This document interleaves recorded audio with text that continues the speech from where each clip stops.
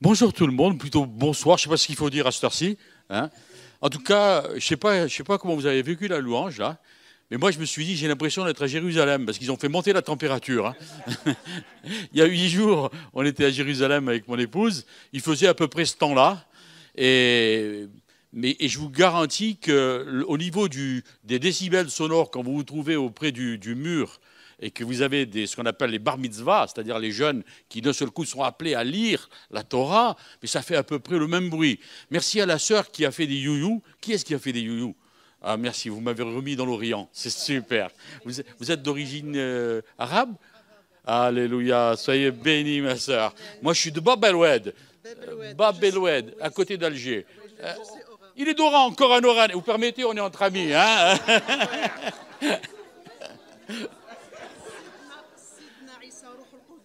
Oh là, là, elle me parle trop en arabe, après on va plus s'en sortir. Non, écoutez, moi j'ai beaucoup de joie quand je rencontre des amis, mais vous êtes tous mes amis. Alors, mais ce que je voudrais, c'est vous dire que, bon, tout d'abord, je suis marié avec Joël qui est là, elle n'a pas voulu venir devant, mais c'est pas grave. On a 4 enfants, une qui est déjà près du Seigneur, qui nous a ouvert la voie. Ça fait 45 ans qu'on marche avec le Seigneur, et ça fait une vingtaine d'années que, ici même, à Toulouse, avec Fabienne, à peu près, ça fait plus de 20 ans qu'on a eu ce qu'on pourrait appeler une remontée de racines. Et parce que je suis juif, par mon père, par ma mère, et ça a complètement bouleversé ma vie de chrétien. Je suis toujours chrétien, je crois en Jésus-Christ, qui est le centre de ma vie, c'est lui qui m'a sauvé, c'est lui qui a rempli ma vie, mais je ne savais plus où m'asseoir. Quand je suis allé à la synagogue, je me sentais bien, et puis je me suis senti tout de suite très mal, parce qu'il me manquait... Il était là, mais il était caché quelque part, ce Jésus-Christ qui avait changé ma vie à 45 ans. Et puis, alors j'ai dit, ok, je suis bien à la synagogue, mais il me manque Jésus. Alors je suis retourné à l'église. Et à l'église, j'étais content, j'étais bien avec mes frères et sœurs. Mais j'étais pas bien, j'étais pas content. Il me manquait cette racine juive qui pousse au fond de moi, qui fait qu'aujourd'hui, l'arbre sur lequel je suis greffé, en tant que chrétien, c'est vraiment un arbre qui a des racines. C'est pas un sapin de Noël à qui on a coupé des racines. Vous savez, le sapin de Noël, vous avez beau lui mettre des boules, des guirlandes, il est magnifique, mais au bout d'un temps, il perd ses aiguilles et puis il est mort. Mais moi, je veux vivre avec un arbre qui a des racines. Et c'est pour ça que tous mes propos, toutes mes interventions tournent autour de cette foi chrétienne qui met ses racines en Israël, en Orient. Vous savez, comme on dit en France, parfois on dit en France, oh, je suis complètement désorienté. Et vous savez ce que ça veut dire, être désorienté? Ça veut dire avoir perdu le regard sur l'Orient. C'est ça, être désorienté. Et si l'Église est désorientée aujourd'hui, c'est qu'elle a perdu son regard sur l'Orient. Et si vous regardez sur l'Orient, du côté de l'Orient, vous allez vers Jérusalem. Jérusalem, la ville du grand roi, là où il est venu une première fois, là où il va revenir une seconde fois. Et on peut pas se détourner son regard de Jérusalem. Pour moi, c'est trop important. Il ne s'agit pas d'être juif si vous n'êtes pas juif. Hein, sinon, il va falloir qu'on passe à la circoncision, et je crois qu'il y a des messieurs qui ne voudront pas. Hein, mais il ne s'agit pas de ça, d'accord? Que chacun, c'est l'apôtre Paul qui dit que chacun reste dans l'état dans lequel il a été appelé, et ce n'est pas la peine de se faire juif. Mais n'oubliez pas que Jésus, comme on l'a chanté, c'est Yeshua. Si à son époque vous viviez et vous l'appelez Jésus, Jésus, il ne se serait même pas retourné. Il ne savait pas ce que ça voulait dire. Si vous l'aviez appelé Yeshua, Yeshua, fils de Yosef, le charpentier de Nazareth, là, il se serait retourné. Vous comprenez ce que je veux dire? Alors, on ne va pas essayer d'être juif. Hein, mais seulement, je voudrais, à travers un petit exemple que vous connaissez tous, vous rappeler que ce Yeshua, ce Jésus, c'est un juif qui est venu pour mourir pour l'humanité tout entière. Ok? Alors, je vais vous inviter à un petit voyage. Il y a à peu près une dizaine ou une douzaine de jours, je n'ai pas les dates en tête, je ne suis pas très bon au niveau des dates. On a fêté dans le monde chrétien la fête de Pâques. Et là, à ce moment-là, on a célébré, pour ceux qui célèbrent la fête de Pâques, on a célébré la mort et la résurrection du Messie. Alléluia, il est mort pour moi et il est ressuscité. Et ça, c'était quelque chose d'extraordinaire. Mais dans quelques jours, c'est samedi prochain, on va fêter dans le monde juif la fête de Pessah. Et cette fête de Pessah et cette fête de Pâques ont une relation extraordinaire. L'année dernière, c'était presque en même temps, presque à la même date. Cette année, pour des raisons que je vous passe, ce n'est pas tout à fait à la même date. Mais si la fête de Pessah relate un événement spécifique, la fête de Pâques en relate un autre. Et il y a une relation extraordinaire entre les deux. Parce que Yeshua, il n'a pas choisi n'importe quel moment pour venir à Jérusalem célébrer cette fête de Pessah. La fête de Pessah, dans le monde juif, ça symbolise la sortie d'Égypte. La sortie et la libération d'Égypte pour entrer dans les promesses que Dieu a faites au pays et que Dieu a faites pour les Juifs. Et la fête de Pâques, mais qu'est-ce que ça symbolise pour vous? Qu'est-ce que ça représente pour vous? Et c'est ce que je voudrais vous montrer à travers quelques éléments de ce que l'on appelle un seder de Pessah dans le monde juif. On va faire ça dans 8 jours. Mais le seder de Pessah, c'est quoi? Seder, c'est tout simple, ce n'est pas un gros mot. Seder, ça veut dire le déroulement. Le déroulement de quoi? Le déroulement d'un repas de Pâques, un repas où comme on fait pour Pâques, des fois dans nos familles chrétiennes, on se réunit, on fait une grosse fête, on s'amuse, on va aussi à l'église pour célébrer la résurrection du Seigneur. Mais dans le monde juif, on se rassemble aussi pour se souvenir qu'on était esclaves en Égypte et que Dieu nous a fait sortir d'Égypte à main forte et à bras étendus. Et c'est ce moment particulier que Yeshua a choisi pour parler de ce qu'il allait accomplir. Alors si vous voulez bien, on va faire un petit tour dans cette fête de Pâques que le Seigneur a mis en place. Alors là, excusez-moi pour les palettes, on ne peut pas déplacer l'image, mais voyez, dans nos évangiles, Yeshua célèbre le repas de Pâques et les 4 évangélistes ont pris bien soin de faire mention de cet événement particulier. Pourquoi ils ont fait ça? C'est parce que vous savez que quand dans la Bible c'est dit 1 fois, 2 fois, 3 fois, 4 fois, c'est que c'est important. C'est que ce message est important pour notre vie, pour la vie au moment où ça s'est accompli et pour notre vie aujourd'hui. Alors dans Matthieu 26, du verset 17 à 30, on va parler de ce dernier repas de la Pâque juive. Dans Marc, chapitre 14, verset 12 à 26, on va parler de ce dernier repas de la Pâque juive. Dans Luc, chapitre 22, dans Jean, chapitre 13, on va parler du dernier repas de la Pâque juive. Mais vous savez, ces 3 évangélistes, que sont Matthieu, Marc et Jean, ce sont des Juifs. Et oui, l'évangile a été annoncé par des Juifs. Quand on dit les Juifs ont tué le Messie, les Juifs c'est l'Ancien Testament, nous c'est le Nouveau Testament, ça n'a rien à voir, puisque même le Nouveau Testament a été écrit par des Juifs, pour des Juifs, par des Juifs. Et vous êtes bénéficiaires de ces écrits qui ont été faits depuis la nuit des temps. Alors ces évangiles, Matthieu, Marc et Jean, ce sont des Juifs qui s'adressent à des Juifs. Alors comme ils s'adressent à des Juifs, y compris avec les évangiles, n'oubliez pas que l'Église n'existait pas au moment où il y a eu ces évangiles. Et comme Matthieu, Marc et Jean, ce sont des Juifs, eh bien ils n'ont pas mis trop de détails, parce qu'ils savaient que si on racontait le seder de Pessah que le Messie était en train de faire à Jérusalem, eh bien ils savaient que les gens savaient de quoi on parlait. Ils savaient qu'est-ce qu'on était en train de faire. Donc, ils n'ont pas mis trop de détails. Matthieu, il a insisté sur la relation entre l'Ancien et le Nouveau Testament, entre les Écritures et ce que l'on appelle la Brit Hadasha, c'est-à-dire, appelons-le l'Ancien Testament et puis le Nouveau Testament. Marc, il a été un peu plus rapide. Jean, lui, il a été un peu plus spirituel que les 2 autres. Il a élevé le débat. Il a parlé du lavage des pieds. Il a parlé de tout ça. Mais parmi ces 4 évangélistes, il y en a un qui s'appelle Luc, et qui, lui, d'après la tradition, c'est pas un juif. C'est pas un juif, et en tant que non-juif, il a regardé avec plus d'attention ce qui était en train de se passer. Et c'est pour ça que je voudrais apporter avec vous un petit éclairage sur cet évangile de Luc qui vient nous parler du dernier repas du Messie à Jérusalem avant d'être arrêté, avant d'être jugé, avant d'être amené à la croix pour mourir pour l'humanité. Alors, si vous voulez bien, on va prendre Luc.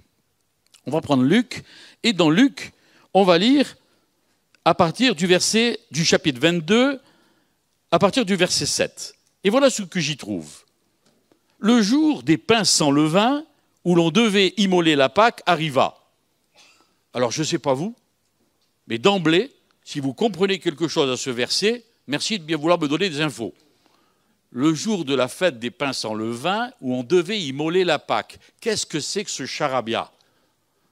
Franchement, c'est quelque chose d'un peu compliqué. Nous, on sait, parce que ça fait 2000 ans qu'on a entendu parler de ça, on commence à savoir. Mais pour quelqu'un qui n'a jamais entendu, le jour où l'on devait immoler la Pâque, le jour des pains sans levain, mais c'est quoi cette histoire?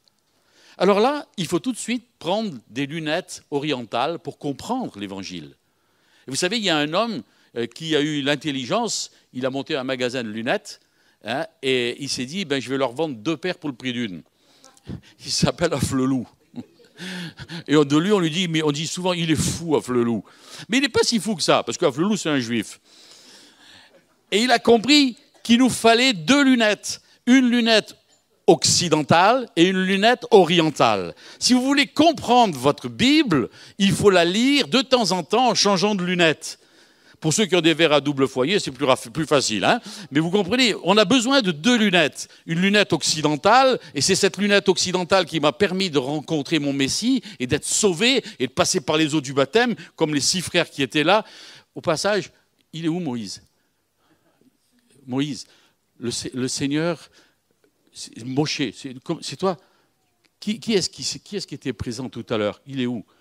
Oui, le Seigneur a un plan spécial pour ta vie.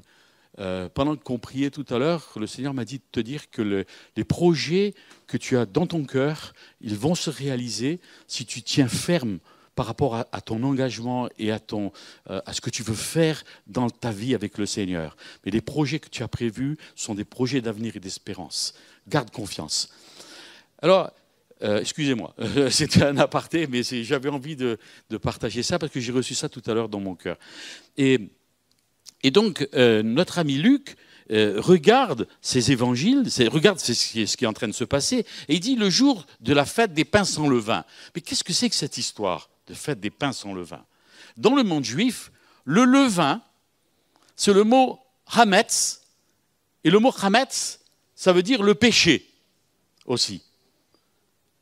Et de la même façon, si vous changez la vocalisation, vous pouvez obtenir le mot chometz, et ça veut dire le vinaigre. Et là, je fais tout de suite appel à ce que vous avez déjà entendu dans l'histoire de Jésus à la croix. Il eut soif et on lui a donné quoi? Du vinaigre. Parce qu'il fallait qu'il aille jusqu'au bout, qu'il prenne sur lui tout le levain, tout le péché de l'humanité. Et là, je commence à entrevoir et à changer de lunettes et à essayer de comprendre un peu mieux ce que cet évangéliste Luc a voulu nous dire. Le jour des pains sans levain. C'est-à-dire qu'il ne faut plus qu'il y ait du levain dans nos pains. Il ne faut plus qu'il y ait du péché dans nos vies. Si nous nous approchons dimanche après dimanche, je ne sais pas si ici on fait la Sainte Seine tous les dimanches, mais si on s'approche de la Sainte Seine du Seigneur avec une graine de levain dans notre vie, on n'est plus en phase avec ce que Dieu nous demande. Jésus, il a institué cette fête de Pâques, au moment où il a donné sa vie pour l'humanité, à un moment donné, au moment de la fête des pains sans levain, le moment où chacun devait s'examiner pour enlever tout le péché de sa vie. C'est pas un truc sympa, c'est un truc peut-être difficile à vivre, mais il faut savoir qu'on ne s'approche pas de Dieu n'importe comment. On ne peut pas prendre son nom en vain. On ne peut pas vivre notre vie chrétienne le dimanche matin, et puis tout le jour de la semaine, on fait ce qu'on veut. Non, avec Christ nous dit, où est-ce que tu en es avec ta vie? Est-ce qu'il y a encore du levain dans ta vie? Parce que moi, je veux avoir un contact avec toi, cœur à cœur, yeux dans les yeux. Où est-ce que tu en es? Est-ce que tu veux qu'on ait un contact extraordinaire? Alors il faut que tu enlèves tout le levain qui est dans ta vie. Et ça, c'est le premier verset de Luc. Le jour de la fête des pains sans levain, où l'on devait immoler la Pâque. Mais c'était quoi ce truc, immoler la Pâque? Ça veut dire quoi? Alors je reprends mes lunettes juives. Parce qu'à Jérusalem, avant la Pâque, 3 jours avant la Pâque, on faisait rentrer des agneaux sans défaut. On les faisait passer par une piscine qui s'appelle la piscine probatoire, qu'on retrouve encore aujourd'hui, et on examinait si l'agneau n'avait pas un défaut. Parce que s'il avait un défaut, il n'était pas bon pour le sacrifice de la Pâque. Et il fallait que cet agneau vienne dans les maisons 3 jours avant. Alors imaginez comment ça se passait. Parce qu'aujourd'hui, on ne peut plus trop faire ça. mais on rentrait un agneau dans une maison. Imaginez les enfants. Imaginez la famille. Et on allait l'examiner pendant 3 jours. Il fallait qu'il reste attaché au pied du lit et on regardait s'il n'allait pas avoir un défaut, parce que s'il avait un défaut, il n'était pas valable pour être sacrifié. Et qu'est-ce qu'a fait Jésus? Jésus est entré dans Jérusalem sur un agneau. Et pendant quelques jours, 3 jours, il s'est promené dans les rues de Jérusalem. Et à un moment donné, au moment du sacrifice, un homme a dit, en parlant de lui, je ne trouve en cet homme aucun défaut. Aucun défaut. Il est réellement l'agneau qui devait être offert pour le salut des hommes. Il n'y a dans cet homme, dans ce Yeshua, aucun défaut. Il est vraiment, il désigne par là même qu'il est l'agneau qui doit être immolé. Yeshua est vraiment l'agneau. Et c'est donc Luc qui commence à nous dire, ben voilà, on avait enlevé le levain, on prend l'agneau où on devait immoler la Pâque, et verset 8, Jésus envoya Pierre et Jean en disant, allez nous préparer la Pâque, afin que nous la mangions. Ils lui dirent, où veux-tu que nous la préparions? Il leur répondit, voici, quand vous serez entrés dans la ville, vous rencontrerez un homme portant une cruche d'eau. Suivez-le dans la maison où il entrera. Et vous direz au maître de la maison, le maître te dit, où est le lieu où je mangerai la Pâque avec mes disciples? Et il vous montrera une grande chambre haute meublée. C'est là que vous préparez la Pâque. Le mot chambre haute en hébreu est intéressant. Parce que ce mot chambre haute en hébreu, ça se dit El Alia. El Alia. Quand aujourd'hui vous entendez que des hommes juifs font leur alia, c'est-à-dire leur remontée vers Jérusalem, les gens qui sont allés avec Yeshua dans la chambre haute, ils ont fait une remontée vers Dieu. El, c'est Dieu, alia, chambre haute. El alia, c'est-à-dire remonter vers Dieu. Et c'est cette rencontre que Dieu veut faire avec nous. Dans ce repas de Pâques qu'il va instituer avec ses disciples, il les appelle à venir à la rencontre de son Dieu. Il les appelle à la rencontre, à sa propre rencontre à lui, parce qu'il est Yeshua, le Fils de Dieu, qui va manifester son Père. Attention comment nous nous approchons de ce repas de Pâques. Attention comment nous nous approchons de ce repas du dimanche matin, ou du dimanche soir pour aujourd'hui. Attention, nous faisons cette chambre, nous entrons dans la chambre haute, nous faisons notre propre alia pour monter vers lui. Alors voilà les disciples qui arrivent, Pierre et Jean, et qui arrivent et qui voient la chambre. Et voilà que Jésus, verset 14, l'heure étant venue, il se mit à table et les apôtres avec lui. Il leur dit, ah, j'ai désiré vivement, c'est-à-dire avec une intensité profonde au fond de lui. Et vous savez, Jésus savait ce qu'il allait faire. Jésus savait qu'il allait être livré. Il savait tout ça. Et pourtant, il dit, j'ai désiré vivement, avec intensité, manger cette Pâque avec vous. Et il précise, avant de souffrir. Parce qu'il savait. Les gens disent, ce sont les Juifs qui l'ont livré. Les autres disent, ce sont les Romains qui l'ont crucifié. Et moi, je vous dis, Jésus savait qu'il allait mourir. Et il s'est donné volontairement et personnellement pour le salut de chacun d'entre nous. Il est mort pour moi. Il est mort pour vous. Il est mort pour chacun d'entre nous. Et donc voilà qui dit, j'ai désiré vivement manger cette Pâque avec vous avant de souffrir. Car je vous le dis, je ne la mangerai plus jusqu'à ce qu'elle soit accomplie dans le royaume de Dieu. Et ayant pris une coupe et rendu grâce, il dit, prenez cette coupe, distribuez-la entre vous. Car je vous le dis, je ne boirai plus désormais du fruit de la vigne jusqu'à ce que le royaume de Dieu soit venu. Ensuite, il prit du pain, et après avoir rendu grâce, il le rompit et le leur donna en disant, « Ceci, mon corps, donné pour vous, faites ceci en mémoire de moi. » Il prit de même la coupe après le souper, et la leur donna en disant, « Cette coupe est la nouvelle alliance en mon sang, répandue pour vous. » Et là, Luc m'interroge. Matthieu, Marc, Jean me donnent moins de détails que Luc. Luc, d'un seul coup, est en train de me mettre devant une complication, devant un questionnement. Vous n'avez peut-être pas fait très attention, mais dans Luc, il n'y a pas une coupe, il y en a deux. Il y en a deux. Il dit, il prit une coupe, et puis un peu plus loin, il dit, il prit la coupe. Comme s'il y avait une coupe d'une façon indéterminée, et puis la coupe, comme s'il y avait une coupe véritablement désignée. Mais qu'est-ce que ça veut dire, ce charabia? C'est que tout simplement, c'est une histoire juive. C'est un seder de Pessah juif, auquel Luc est invité, Luc participe, et Luc sait très bien qu'en écrivant ces lignes, ça va, enfin, je ne sais pas s'il le sait réellement à ce moment-là, mais je pense que le Saint-Esprit a dû lui donner, ça allait être lu jusqu'en 2016 à Toulouse. Mais changez de lunettes quand vous lisez cette histoire. C'est une histoire juive. Alors il prit du pain, et après avoir rendu grâce, est-ce que ça veut dire que merci Seigneur pour ce pain? Non, c'est pas ça.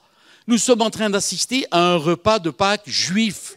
Et dans ce repas de Pâques juif, il y a une des traditions qu'on respecte. Alors qu'est-ce qu'on fait? Eh bien, vous voyez, on prend tout d'abord ces pains. Et vous voyez, dans cette assiette, tu viens Joël, s'il te plaît? Il y a 2 assiettes là. Ah, j'ai pris des assiettes. Bon, voilà. Merci, j'ai besoin d'une assistante là. Hein. Alors vous voyez, dans la cérémonie juive, il y a des pains.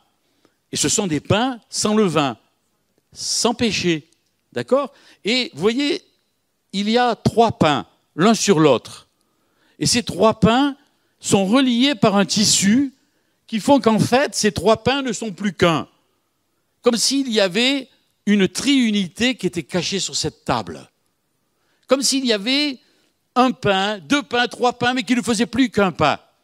C'est une espèce de sandwich qui est là sur la table juive. Et dans le monde juif, chaque pain porte un nom. Il y a des traditions différentes.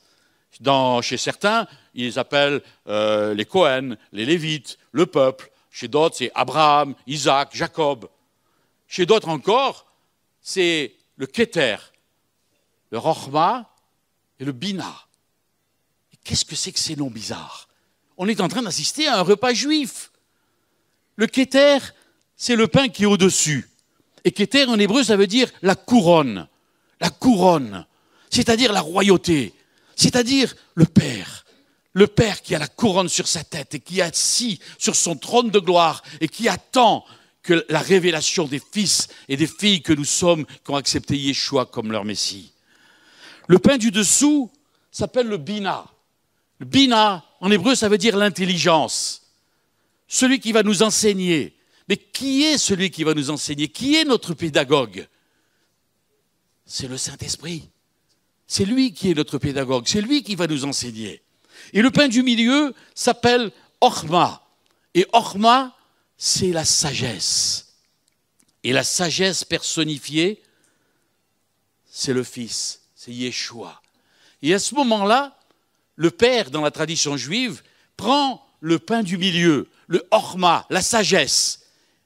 Il ne sait pas ce qu'il fait, parce que lui, il est dans la tradition. Il ne sait pas, il dit, oh, c'est les Lévites qui représentent la relation entre le peuple et Dieu, etc. Ou il dit, ah, c'est notre père Isaac qui a accepté d'aller être ligaturé, etc. Il ne sait pas ce qu'il fait. Mais Yeshua, lui, sait très bien ce qu'il fait. Il prend le pain du milieu, le Orma, et il le présente. Regardez.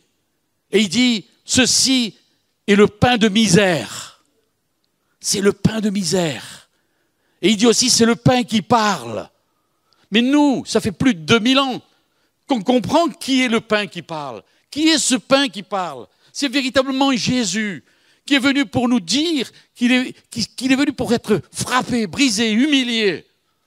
Et c'est ce que fait le Père. Il présente ce pain qui parle, et si vous voyez à travers, on y voit des trous, comme les marques de la flagellation. On y voit des trous à travers. Et ces trous sont faits aujourd'hui mécaniquement, mais à l'époque, on les faisait avec une barre de fer. Pour empêcher que le pain monte, malgré qu'il n'y ait pas de levain, pour empêcher qu'il monte, il fallait frapper ce pain avec une barre de fer. Et quel est celui qui a été frappé? C'est Yeshua. Quel est celui qui porte sur lui les marques? C'est Yeshua. Quel est celui qui est brisé? C'est Yeshua. Et pendant ce repas de Pâques juive, le Père brise le pain en deux. Il brise le pain en deux. Et il prend un morceau de pain et il le met dans un tissu blanc. Il l'entoure d'un tissu blanc et il le met sur son épaule. Et il faut que ce soit pédagogique pour que les enfants comprennent ce qui se passe. Parce que toutes les célébrations juives ont des dimensions pédagogiques parce qu'il faut transmettre la foi que nous avons à nos enfants. Si vous ne transmettez rien, vos enfants ne seront rien. Si vous leur transmettez la foi que vous avez reçue en ayant accepté Jésus dans votre cœur, un jour ils voudront marcher sur vos pas. Alors le père prend ça sur son épaule et il traverse la maison. Il cherche un endroit où cacher ce pain. Alors, il le cache. Et ce pain disparaît. On n'en parle plus. Et on va dérouler toute l'histoire de la sortie d'Égypte. Parce que rappelez-vous, c'est pour se souvenir qu'on était prisonniers en Égypte et que Dieu nous a fait sortir d'Égypte. Mais ce pain disparaît. On n'en parle plus. On n'en parle plus. Comme quelqu'un qui un jour a été frappé, a été brisé, a été mis dans un linceul et porté au tombeau. On n'en parle plus. On continue notre histoire, on continue notre vie. Et à un moment donné, le père va dire à un des enfants, « Est-ce que tu peux retrouver ce morceau de pain ? Est-ce que tu peux retrouver ce morceau de pain ?» Alors, ma femme, l'enfant de la maison va chercher le morceau de pain. Parce qu'il le cherche. Vous savez, c'est comme les jeux, vous vous souvenez quand vous étiez enfant, on jouait « Ah, t'es chaud, t'es froid, t'es chaud, t'es froid ». C'est un peu ce jeu-là. Et à un moment donné, il trouve ce pain et il le ramène au père. Comme celui qui a été frappé, comme celui qui a été brisé, comme celui qui a été mis dans un linceul, comme celui qui a été mis au tombeau et qui à un moment donné est sorti du tombeau pour revenir au père. Vous comprenez, le monde juif qui vit cette Pâque et qui va la vivre dans 8 jours, va célébrer la venue, la mort et la résurrection du Messie sans se rendre compte de ce qu'ils font. Alors, il ramène au Père. Et le Père prend le pain et il le montre. Regardez, ce pain azime, ce pain sans sel, ce pain qui n'a aucun goût, ce pain qui, franchement, il faut aimer ça pour en manger. Ce pain change de nom. En plein milieu d'une cérémonie juive, il prend un nom grec. C'est la première fois et la seule fois dans toutes les cérémonies juives qu'un élément prend un nom grec. Comme si Dieu avait déjà prévu une ouverture vers les nations. Ce pain devient l'aphikomène. L'aphikomène, en grec, ça veut dire il s'est levé. Le puissant s'est levé. Il est revenu à la vie. Il est sorti du tombeau, il est vivant. Et on appelle ça maintenant le dessert des desserts. Alors, on le partage. Alors bon, c'est excellent. Tu en veux un goût?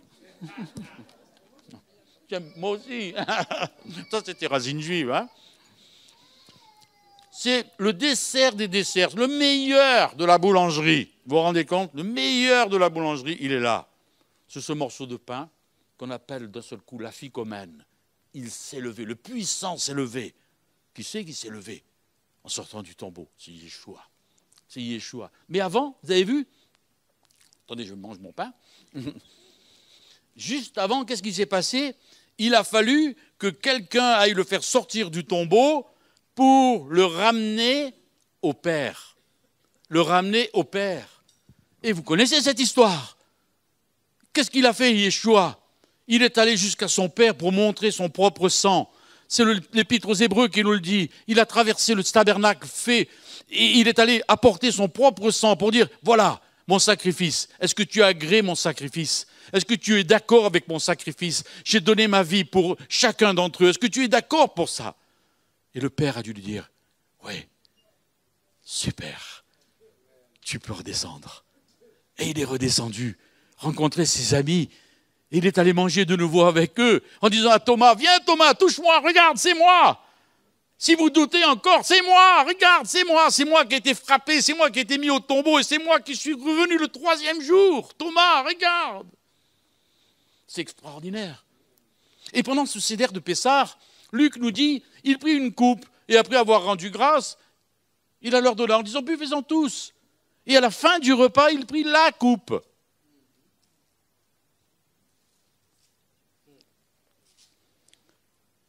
Heureusement que j'ai ma femme, vous voyez. Quand le père a reçu le morceau de pain du fils, il dit à son fils une petite phrase toute sibylline. Il lui dit, c'est bien, tu m'as ramené ce morceau de pain, il devient la ficomène, eh bien, dans 50 jours, tu auras un cadeau. Et dans le monde juif, ça se fait encore. Dans 50 jours, il dit, tu auras un cadeau. Alors après avoir retrouvé le pain, on commence à compter les jours. 1 jour, 2 jours, 3 jours, 4 jours, 10 jours, 20 jours, 30 jours, 40 jours, 50 jours. Son cadeau. Et son cadeau, c'est quoi 50 jours après Pâques. C'est quoi 50 jours après Pâques? C'est la Pentecôte. C'est la Pentecôte. Si vous avez reçu le sacrifice du Christ dans votre vie, si votre vie a été transformée, attendez-vous à recevoir votre cadeau. Si vous n'avez pas encore reçu la puissance du Saint-Esprit survenue sur vous, restez 50 jours jusqu'à ce qu'il vous envoie ce cadeau qu'il a promis. Parce que c'est une promesse de Dieu pour tous ceux qui croient. Et dans le monde juif, eh bien, on fait un cadeau le 50e jour à l'enfant qui a rapporté le pain au Père. On fait un petit cadeau pour marquer le coup. On appelle ça les 50 jours, les jours de Homer. Parce qu'on compte les jours 1, 2, 3 pour arriver jusqu'au 49e et le 50e. Et qu'est-ce que c'est que ce jour de Pentecôte? Le jour de Pentecôte, Dieu a envoyé le Saint-Esprit aux disciples qui étaient réunis dans la chambre haute. Mais qu'est-ce qu'il a fait pour les Juifs à Pentecôte? Il leur a envoyé les tables de la loi sur le mont Sinaï. C'est exactement la même fête. Il leur a envoyé les tables de la loi en leur disant « Je vous donne maintenant le pédagogue qui va vous instruire pour marcher dans votre vie. Et pour vous qui êtes chrétiens, qui avez accepté Yeshua comme votre Seigneur personnel, je vous donne le Saint-Esprit qui va vous aider à accomplir la loi que j'ai donnée. » Parce que Jésus, il n'a pas aboli la loi, c'est pas vrai.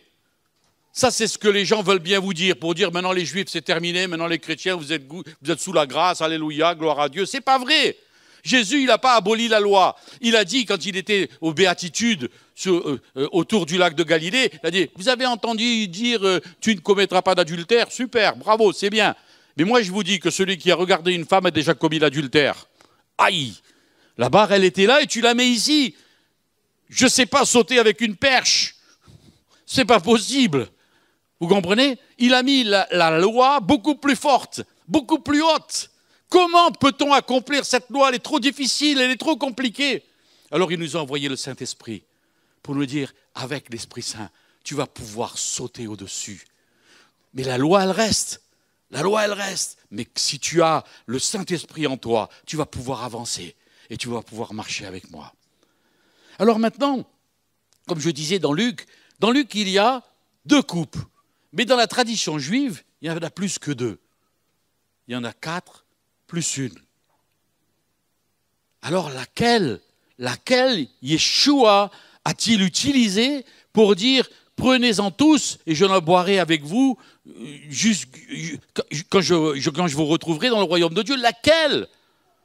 Est-ce que c'est une coupe ou est-ce que c'est la coupe? Mais qu'est-ce que ça veut dire? Alors, on va les regarder, vous allez voir, c'est très facile. Parce que dans le monde juif, on a beaucoup codifié, beaucoup réfléchi à tout ça. Et la première coupe, on va la trouver dans Exode 6, les versets 6 à 7, et le premier début du verset.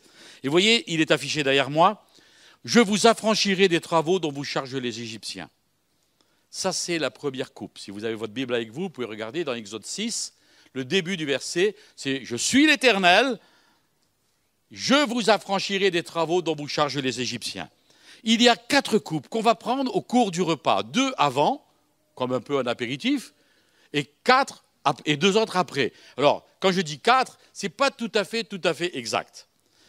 J'ai mis derrière moi, mon épouse a installé 4 coupes, mais que c'est sur le plan pédagogique pour qu'on comprenne bien ce qui est en train de se passer. Sinon, on n'a qu'une coupe. Sinon, après, il faut avoir un lave-vaisselle. Et donc, on n'a qu'une coupe, mais on va la remplir 4 fois. On va la remplir 4 fois au fur et à mesure qu'on déroule l'histoire de la sortie d'Égypte. On ne parle pas d'Yeshua, on parle de la sortie d'Égypte dans le monde juif. Alors, le Père va dire, voyez, quand on était esclaves en Égypte, eh bien, Dieu nous a affranchis de l'esclavage. Et il va remplir, voilà, et il va remplir la première coupe. Voilà, ça ira. Et il va prononcer la bénédiction sur la coupe. Béni sois-tu, Seigneur, roi du ciel, roi de l'univers, qui a donné le fruit de la vigne. Parce que on ne remercie pas pour le vin, mais on bénit Dieu qui donne le vin. Dans le monde chrétien, avant le repas, on s'assoit et puis on dit « Seigneur, bénis ce repas que je vais prendre ». Comme si on avait peur que notre femme ait mis quelque chose dans le repas. Alors on se dit ben, « Seigneur, tu bénis ces aliments. Hein » Si après je suis malade, ce sera ton problème, Seigneur. Hein. Alors que dans le monde juif, ce n'est pas ça du tout. On bénit Dieu qui donne les aliments. Merci, Seigneur, parce que c'est toi qui as donné le fruit de la vigne. Et on boit la coupe. J'avais soif et il est bon. C'est vrai, pas mauvais. Hein. Ah voilà ma femme qui me dit, chérie, il faut que tu continues. Bon. Alors vous voyez, la première coupe, c'est quoi? Cette coupe dit, je vous ai libéré de l'esclavage. C'est-à-dire, je vous ai fait sortir d'Égypte. C'est moi l'Éternel qui vous ai fait sortir d'Égypte. Ça veut dire quoi, Seigneur? Ça veut dire que, moi, je n'étais pas en Égypte, moi. Même si je suis originaire d'Afrique du Nord, je ne suis jamais allé en Égypte. Qu'est-ce que c'est que cette histoire? Ça veut dire que tu étais dans ton péché. Ça veut dire que ton Égypte à toi, c'était quoi? Moi, mon Égypte à moi, c'était l'alcoolisme. Parce qu'avant de connaître le Seigneur, j'étais alcoolique. Avant de connaître le Seigneur, j'étais un coureur. Avant de connaître le Seigneur, j'étais quelqu'un qui n'était pas net dans ma vie. Et Dieu m'a dit, tu vois Jacques, je t'ai fait sortir de ton Égypte. Ton Égypte à toi, maintenant tu es sorti. Tu es sorti parce que je suis mort afin de te donner le moyen de sortir de ton Égypte. Mais le gros problème qu'on rencontre, on a beau être sorti d'Égypte, le problème qu'on rencontre, c'est que parfois l'Égypte, elle ne veut pas sortir de nous. On veut bien être sorti d'Égypte. Seigneur, tu m'as affranchi pour que je sorte d'Égypte. Je suis sorti la main levée. Alléluia, gloire à toi Seigneur. Mais on est tellement habitué à notre Égypte qu'on n'a pas trop envie. Rappelez-vous les Juifs quand ils sont sortis. Ah, tu nous as fait sortir, regarde maintenant où on est en plein désert. On n'a rien à manger. Quand on était là-bas, on mangeait des oignons, etc. On n'a plus rien à manger. Qu'est-ce qu'on va faire? Est-ce que ça ne résonne pas en vous? Est-ce que vous n'avez pas des coins de votre cœur qui est encore en Égypte? Est-ce que vous n'avez pas votre regard qui parfois se tourne vers l'Égypte? Vers votre Égypte à vous? On n'a pas eu, parce qu'on a croit en Seigneur Jésus, on n'a pas eu une intraveineuse d'eau bénite. On est des hommes et des femmes avec nos problèmes. Et nos problèmes, parfois, c'est notre Égypte qui est accrochée à nos basques et qui nous retient et qui nous empêche d'avancer. Et le Seigneur nous dit, mais je t'ai fait sortir d'Égypte. Est-ce que tu comprends ça? Je t'ai fait sortir d'Égypte. Combien de fois je vais te le dire que je t'ai fait sortir d'Égypte? Est-ce que tu veux abandonner l'Égypte qui est en toi? Est-ce que tu veux la lâcher, cette Égypte qui est en toi? Ou est-ce que tu veux continuer à vivre toute ta vie avec ton Égypte?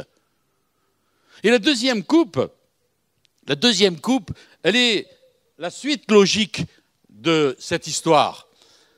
C'est « je vous délivrerai de leur servitude ». C'est toujours les mêmes versets. Exode 6, les versets 6 à 7. « Je vous délivrerai de leur servitude ». On veut bien sortir d'Égypte. Mais vous savez, c'est comme l'ami Lazare, Lazare, qui était au tombeau. Il était mort, il était au tombeau.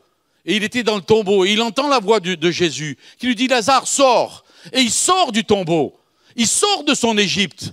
Mais le problème, c'est qu'il avait encore des liens autour des mains, autour des pieds. Il avait encore un linceul sur le visage. Il ne pouvait pas marcher. Il a dû sortir du tombeau comme ça, je pense, en sautant. Il ne pouvait pas marcher. Il ne pouvait rien faire avec ses mains. Il ne pouvait rien voir. Parce que les liens de la mort l'avaient environné. Les liens de la mort le retenaient prisonnier. Il était encore lié par la mort qu'il avait acceptée dans sa vie. Il sortait de son Égypte. Il sortait de son tombeau. Mais il a eu besoin d'être délivré. Et là, le Seigneur, avec cette deuxième coupe, dit aux Juifs qui se réunissent dans leur sédère, je vous ai fait sortir d'Égypte, maintenant je veux vous donner la délivrance. Cette délivrance, on peut la trouver aussi en Yeshua, en Jésus. Si on rentre dans cette dimension-là, je veux bien sortir de mon péché. Et Seigneur, mais tu vois, malgré que je suis sorti de mon péché, j'arrive pas. Mes yeux sont toujours tournés vers le mal. Et pourtant, je t'aime, mais j'arrive pas. J'aimerais bien faire des choses que tu as préparées d'avance pour ma vie, j'y arrive pas. Et comment ça se fait? Ça fait des années que je suis chrétien. Ça fait des années que je marche avec toi. Pourquoi je ne fais pas ce que tu me demandes? Je ne fais pas les choses que je voudrais faire et je fais les choses que je ne voudrais pas faire. Seigneur, comment je fais? J'ai besoin d'une délivrance. Alors le Seigneur va dire aux amis qui sont là avec lui, allez, déliez-le. Il ne va pas toucher Lazare. Il va dire, allez, c'est à vous de le faire. C'est à vous, mes disciples. C'est vous qui suivez. Allez, déliez-le, c'est votre boulot. C'est votre boulot. Alors Lazare va toucher à cette libération qui est déjà contenue dans les promesses de Dieu à travers ce céder de Pessah. Et la troisième coupe, alors on la boit bien sûr la deuxième, je ne vais pas la boire avec ce que je vous ai dit sur mon problème d'alcoolisme. La troisième coupe, elle est toujours dans le même chapitre, Exode 6, la troisième partie du verset 6. Et je vous sauverai à bras étendus et par de grands jugements. Après la coupe première qui était la libération de l'esclavage, après la coupe de la délivrance, il y a la coupe du salut. Et cette coupe du salut, en hébreu, on appelle ça la kos, pour dire le verre, kos Yeshua. Kos Yeshua, le verre de Yeshua, le verre de Jésus, le verre du salut. Il est en train, pendant ce céder de Pessah, peut-être que c'est celle-là dont Luc nous dit, il prit une coupe. Il prit une coupe. Parce que cette coupe-là, on l'appelle la coupe du salut. Il est en train de dire, vous avez déjà pris la coupe de la délivrance quand je vous ai raconté que vous étiez en Égypte avec vos pères. Vous avez déjà pris la coupe de la libération de l'esclavage. Et maintenant, je vous en donne une nouvelle, la coupe du salut. Et ils sont là, ils ne comprennent rien. Ils ne comprennent pas ce qui se passe. Qu'est-ce que tu nous racontes? Ça, c'est pour les Juifs quand nous étions en Égypte. Mais toi, pourquoi tu fais ça aujourd'hui? Qu'est-ce que tu es en train de nous dire? Il est en train de nous dire, à eux comme à nous, que tout est accompli. Que le salut passe par la sortie du péché, que le salut passe par la délivrance, que le salut passe par la reconnaissance de la mort de Yeshua en croix, que son sang a coulé afin qu'on soit purifié. C'est ça notre salut. C'est à travers sa croix. Alors ça, c'est la troisième coupe. Et la quatrième coupe, elle est toujours dans Exode 6. C'est la fin du verset 7. Et voilà ce qui est écrit. Je vous prendrai pour mon peuple et je serai votre Dieu. Et là, c'est la plénitude de ce que Christ a accompli. Je vous ai fait sortir de votre péché. Je veux vous libérer, je veux vous sauver et je veux vous donner une nouvelle identité. Vous n'êtes plus des pécheurs. Vous êtes des sauvés par grâce. Vous n'êtes plus des gens attachés au péché. Vous recevez ce salut parfait qui fait de vous des fils et des filles. Et souvent le problème, c'est qu'on ne sait pas réellement qui on est. Parce que peut-être que notre père ou notre mère nous a jamais validés. Peut-être que notre père nous a toujours dit, toi tu es un nul et tu arriveras à rien. Et on croit ce qu'on a été enseigné. On croit qu'on est un nul. Mais Christ nous dit, c'est pas vrai. Parce qu'à travers moi, tu as une nouvelle identité. À travers moi, tu es maintenant un fils, une fille de Dieu qui m'appartient. Et tu es quelqu'un de nouveau. Tu es une nouvelle créature. Les choses anciennes sont passées. Même si certaines choses te ramènent en Égypte, même si les liens continuent à te tenir prisonnier, tu peux être libéré. Tu peux être sauvé. Tu peux faire sortir l'Égypte de ton cœur. Et je vais te donner cette nouvelle identité. Est-ce que tu veux cette nouvelle identité? Vous comprenez, tout est là. Dans ce céder de Pessah que Yeshua a pris avec ses disciples, ce dernier repas de la Pâque, juste avant de mourir, il est en train de leur dire, sans leur dire réellement, il est en train de leur dire, tout est accompli. Je suis le pain de vie, celui qui est brisé, celui qui est mis au tombeau, celui qui revient au Père, celui qui veut vous envoyer l'Esprit Saint, pour que vous puissiez être des victorieux, et non pas des gens qui se plaignent, mais des gens pleins de la victoire de Dieu acquise à la croix par Yeshua. Et je veux vous donner cette sortie d'Égypte, je veux vous donner cette délivrance, je veux vous donner la certitude de votre salut, je veux vous donner une nouvelle appartenance. Alors il y a une cinquième coupe. Et cette cinquième coupe, dans Luc, il est dit, et à la fin du repas, il prit la coupe. À la fin du repas, il prit la coupe. Il la leur donna en disant, cette coupe, c'est la nouvelle alliance en mon sang répandue pour vous. Mais qu'est-ce que ça veut dire? La coupe qui symbolise la nouvelle alliance. Alors on va faire un saut de nouveau dans Exode 6. Et dans Exode 6, il y a quelque chose de particulier. Voilà ce que je lis. Verset 8.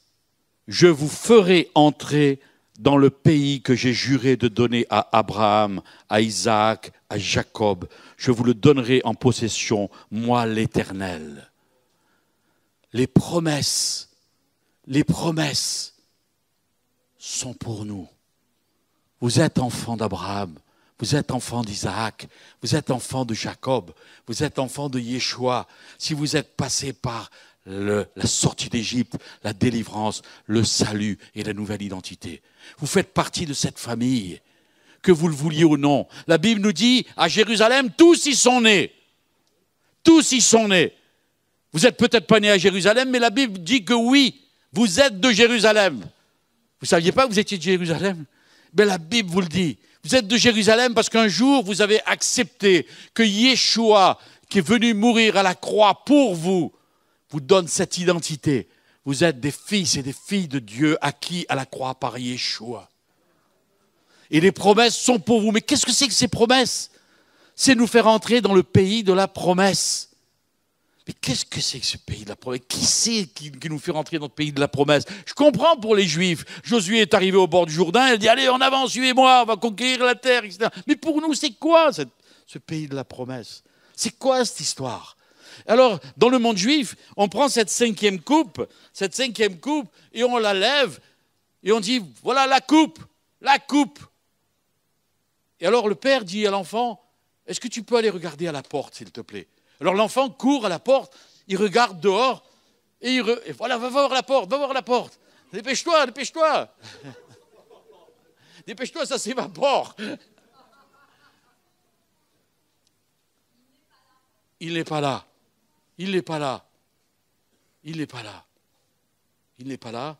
Alors, tant pis. L'an prochain à Jérusalem. Ça, c'est la phrase qui clôture le Seder de Pessah. La Shana Abba le Yerushalayim. Et c'est la réponse à « il n'est pas là ».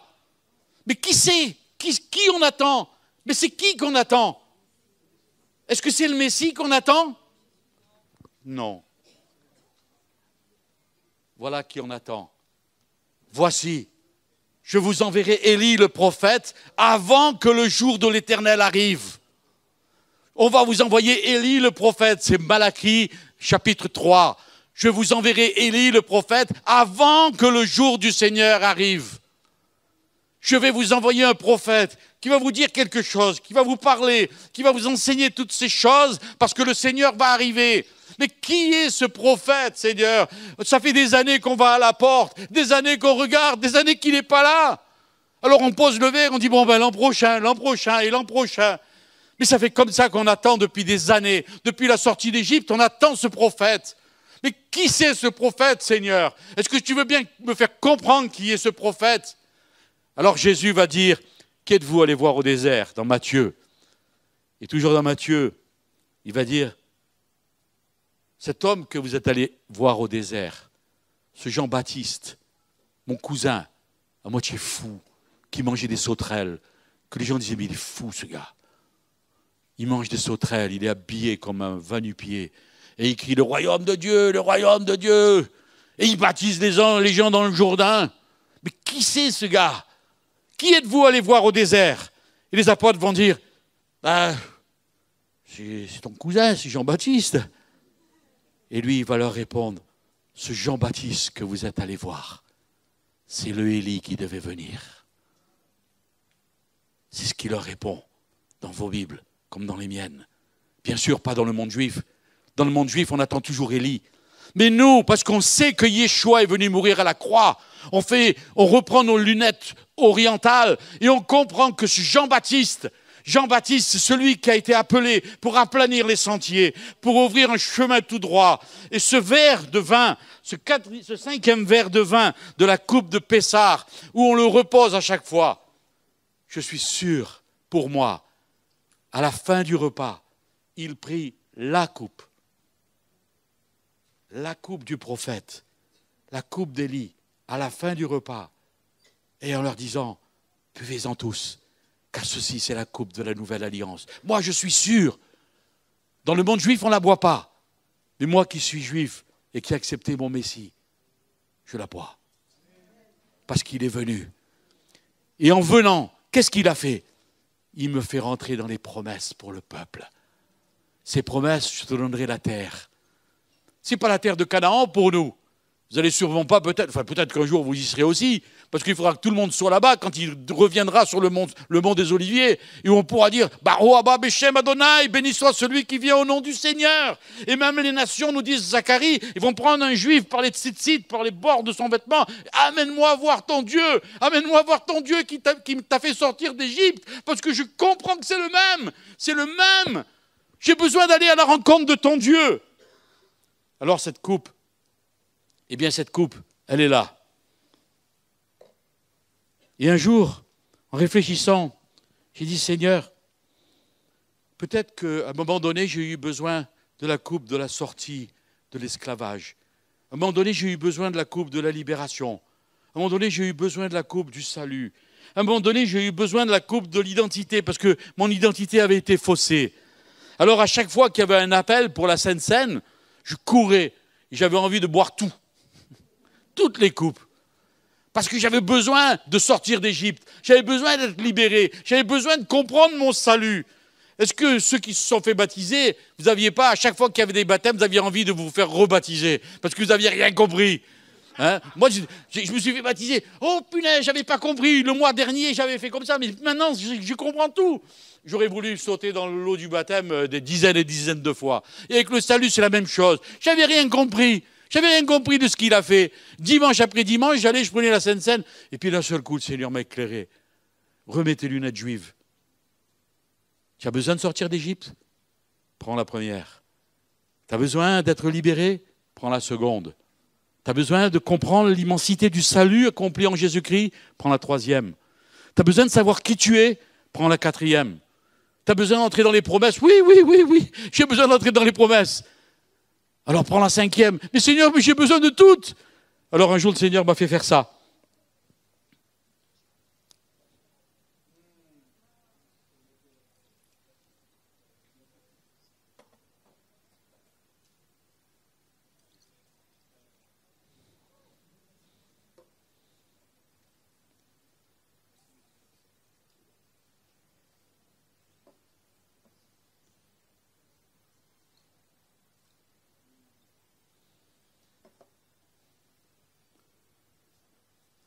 Baruch Adonai, Eloheinu melech haolam, boré peri agafen.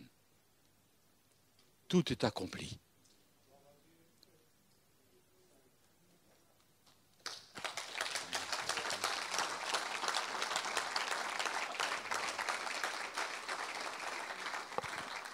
Alors mes amis, on ne va pas prolonger, mais je vais de nouveau remplir les 4 coupes.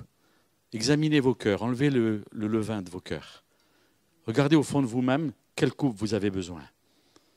Si c'est la coupe du salut, prenez-la, parce qu'elle est indispensable. Si c'est la coupe qui vous fait rentrer, qui vous fait sortir d'Égypte, prenez-la, parce que l'Égypte, il y en a marre.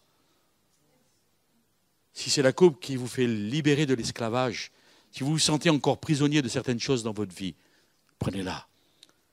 Si vous avez besoin de comprendre qui vous êtes réellement en Jésus-Christ, prenez la 4e. Et si vous avez envie de prendre toutes, prenez-les toutes.